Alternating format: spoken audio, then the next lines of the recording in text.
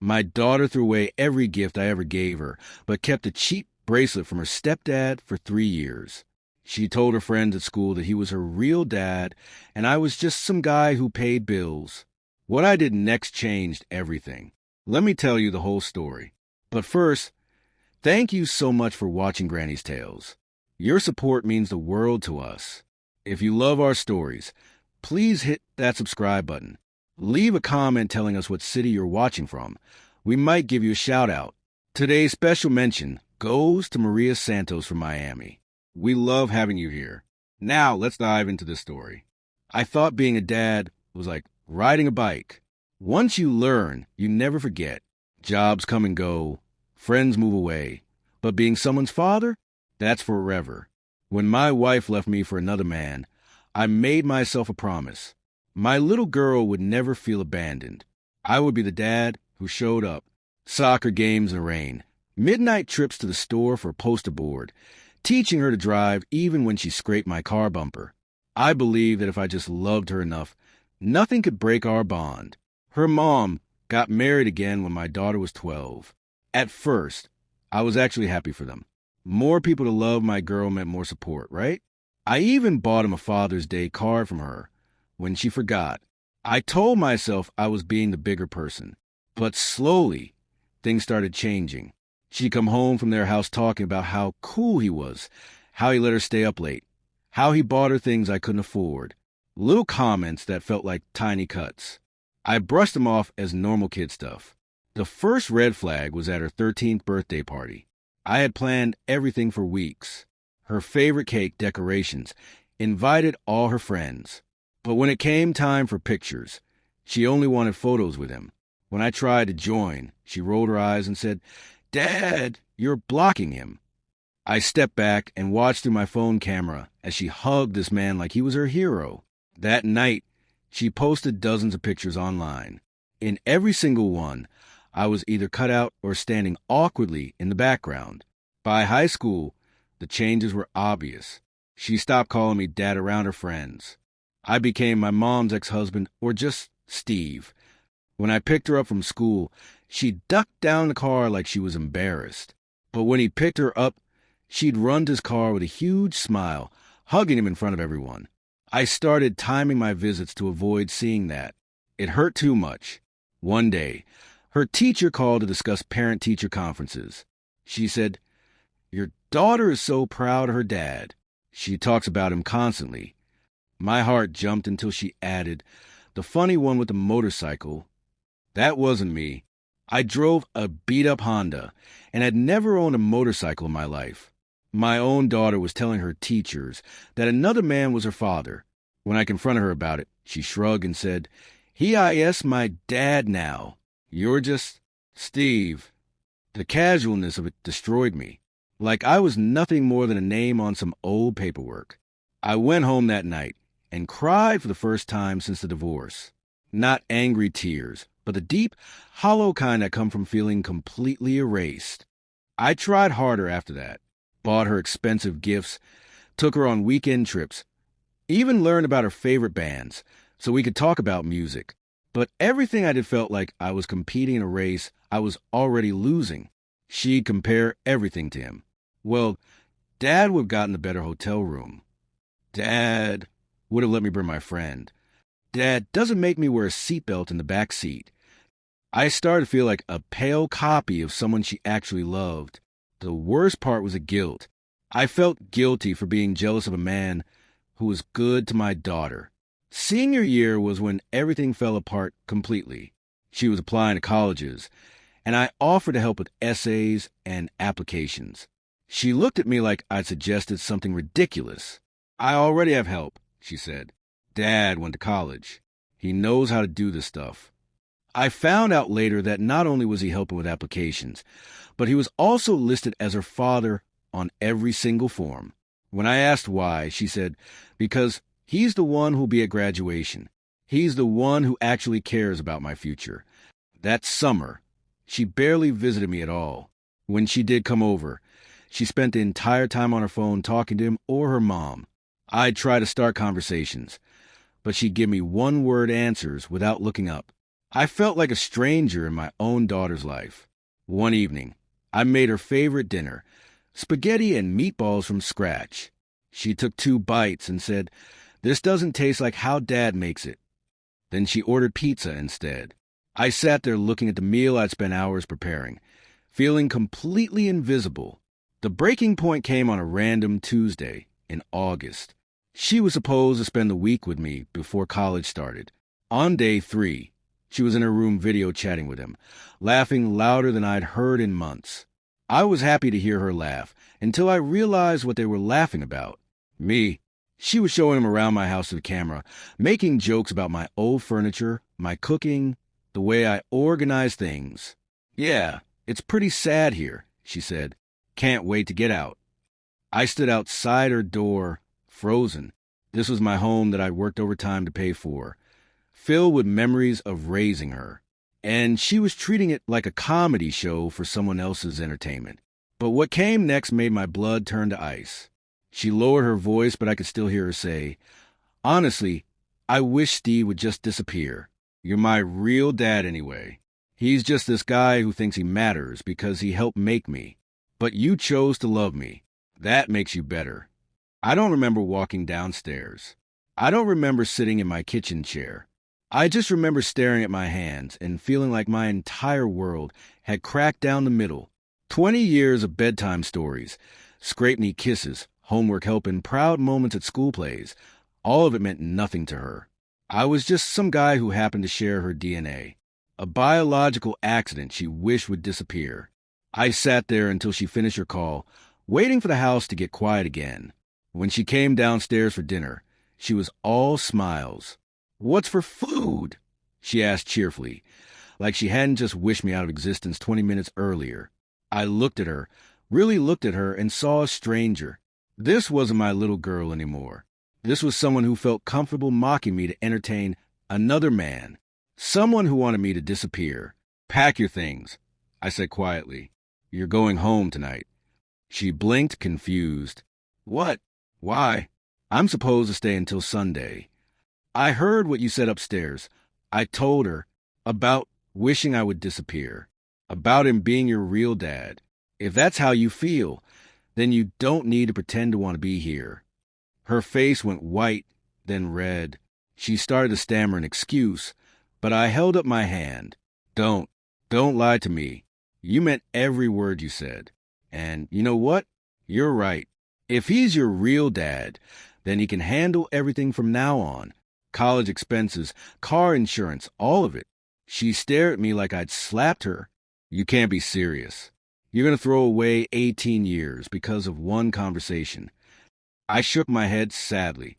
"I'm not throwing anything away. You already did that. I'm just finally accepting it." She tried a different approach then.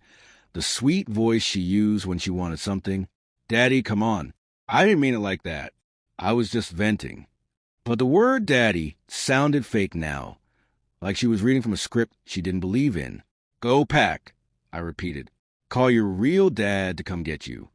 She stomped upstairs, and I could hear her on the phone, crying and complaining, probably painting me as the villain for not accepting my role as her backup parent. 20 minutes later, a car pulled into my driveway. I watched from the window as she ran to him with her bags, sobbing into his shoulder like I had hurt her terribly. He glared at my house with anger, like I was the one who had done something wrong. After they drove away, my house felt different. Not empty, peaceful. For the first time in years, I didn't have to walk on eggshells or wonder what criticism was coming next. I made myself a sandwich and ate it in silence, and it was the best meal I'd had in months. That night, I changed my phone number and deleted all my social media accounts. If I didn't exist in her life, then she couldn't exist in mine either. It was time to find out who I was when I wasn't begging for scraps of love from someone who didn't want to give them. The first few weeks were hard. Not because I missed her. I missed the idea of her, the daughter I thought I had. But that girl was gone, maybe had never really existed. What I missed was the hope that things would get better, that she'd grow up and realize my value. Letting go of that hope was like setting down a weight I didn't realize was breaking my back. I started doing things I'd stopped doing years ago. Reading books, taking walks, calling old friends. I remembered who I was before I became someone desperately trying to earn his own daughter's love. 3 months later, I met Sarah at a bookstore. We started talking about a novel we both read, and the conversation flowed like water. She listened when I spoke, asked questions, remembered details. When I told her I had a daughter who was in college, she didn't pry about why we didn't talk. She just nodded and said, "Relationships are complicated." She didn't try to fix me or convince me to reach out. She accepted me as I was, damaged parts and all. It was the first time in years someone valued my company, without conditions. Dating Sarah showed me what respect looked like.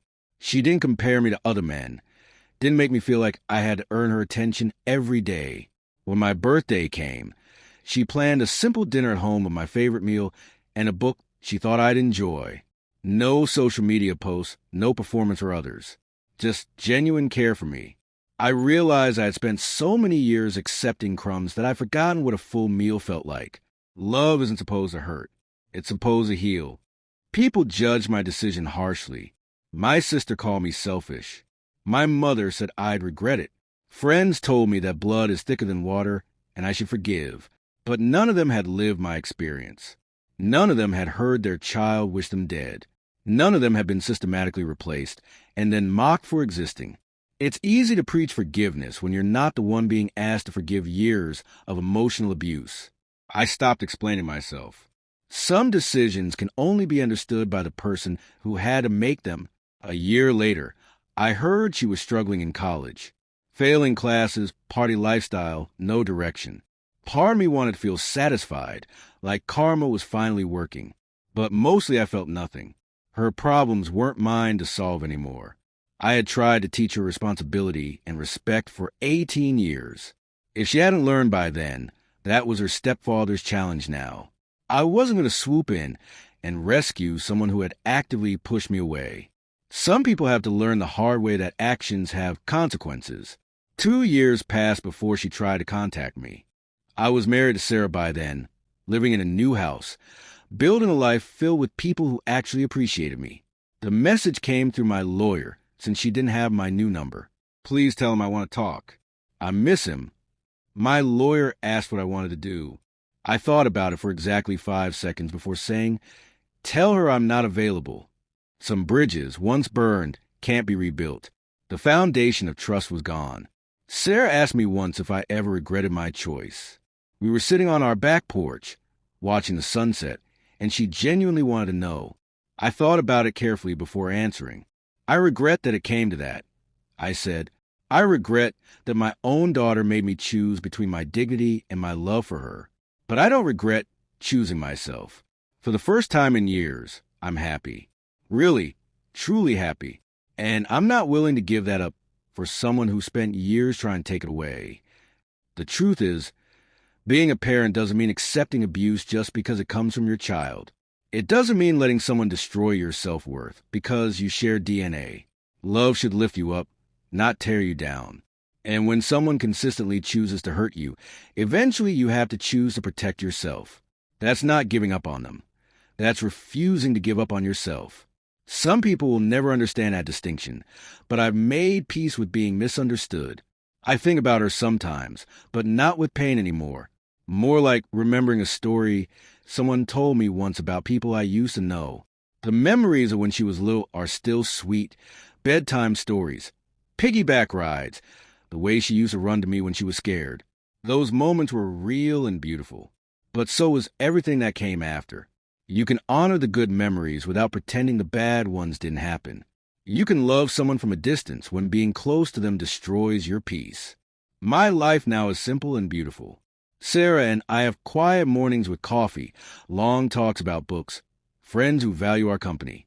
There's no drama, no walking on eggshells, no wondering if today will be the day someone tears me down again. We're building something stable and loving, and I protect that fiercely. People who haven't earned their place in my life don't get to disrupt what I've worked so hard to create. Peace isn't something you find once and keep forever. It's something you choose to protect every single day. Sometimes I wonder what would have happened if I'd handled things differently, if I'd fought harder, begged longer, accepted worse treatment for the sake of keeping her in my life. But then I look around at what I have now: genuine love, real respect, actual peace, and I know I made the right choice. You can't force someone to value you. All you can do is decide whether you're going to value yourself enough to walk away when they don't. It took me 20 years to learn that lesson, but it was worth every hard step. The hardest part wasn't letting her go. It was accepting that the daughter I thought I had never really existed. I had been loving a memory, hoping for a future that was never going to come. Once I stopped fighting reality and started accepting it, everything became clearer. I wasn't a failure as a father. I was a success as a human being who finally learned his own worth. And that's a lesson worth teaching, even if she was never willing to learn it. To anyone listening who might be in a similar situation, hear this. You are not required to accept disrespect from anyone, even your own children. You are not selfish for protecting your peace. You are not cruel for expecting basic kindness from people you love. Family is supposed to be your safe place, not your battleground. And if someone turns your relationship into a war zone, you have every right to declare peace by walking away. Your mental health, your dignity, and your happiness matter too. I don't know what the future holds. Maybe one day she'll understand what she lost. Maybe she'll learn that real love requires respect, not just biology. Maybe she'll even apologize and mean it. But I'm not waiting around to find out.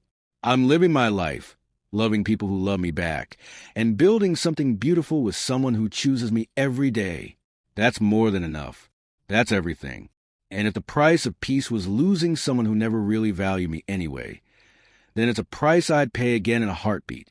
I chose myself, and it saved my life. Not in a dramatic way, but in all the small daily ways that matter. I wake up without dread. I go to sleep without wondering what criticism tomorrow will bring. I live without constantly defending my worth to someone who should have seen it automatically. That's what freedom feels like. Not the absence of love, but the presence of the right kind of love. The kind that doesn't ask you to shrink yourself to fit into someone else's story. The kind that sees you and chooses you exactly as you are. People still ask me if I miss being a father. The answer is complicated. I miss the good parts of being her father. The pride, the love, the moments of pure joy. But I don't miss the heartbreak, the disrespect, or the constant feeling that I wasn't enough.